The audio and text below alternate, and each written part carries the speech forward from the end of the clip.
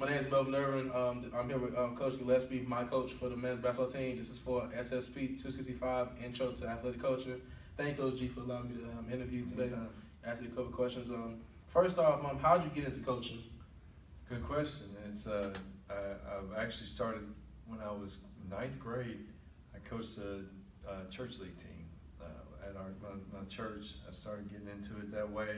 I always played basketball, but I remember reading a book about Bobby Knight called Season on the Brink, and I knew I wanted to be a college coach, and that got me started. And then once I got to college and played a year and then realized I wasn't going to the NBA or anything close to that, I knew I wanted to coach, so I started coaching when I was in college. Started with the 7th grade team, ended up coaching 8th grade and JV and being a varsity assistant.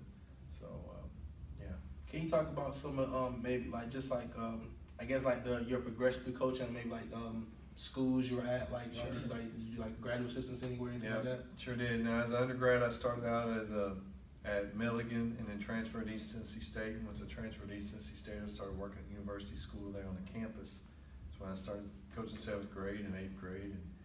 And out of college, once I graduated, I had an assistant job. I wrote about 250 letters to head coaches begging for an assistant college job.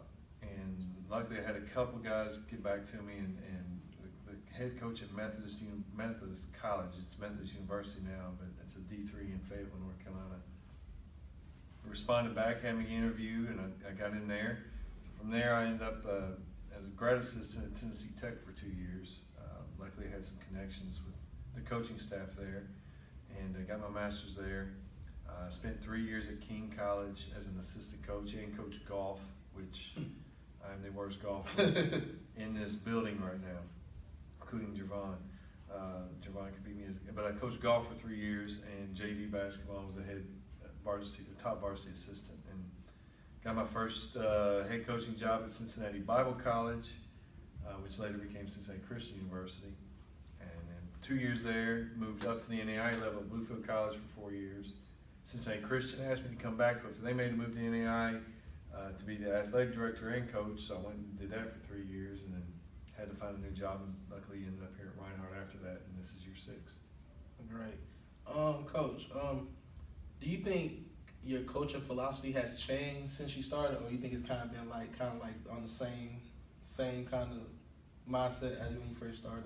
It's changed as far as different bits and pieces as far as the basketball side of things goes.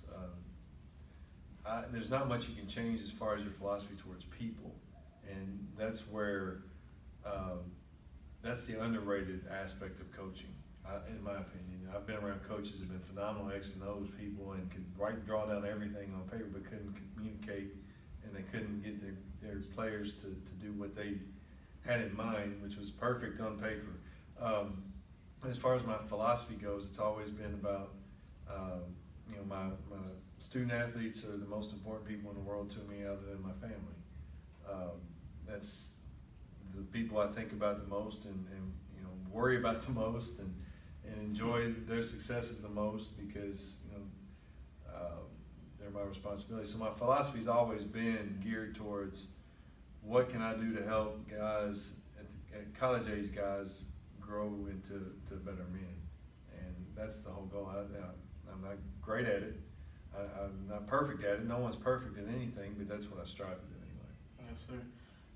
Coach, can you just talk about some of the I guess like just your regular day-to-day coaching duties, or like kind of like walk me through maybe off season, preseason, like in season, like some of your duties. Depends on the day, and there's during the season.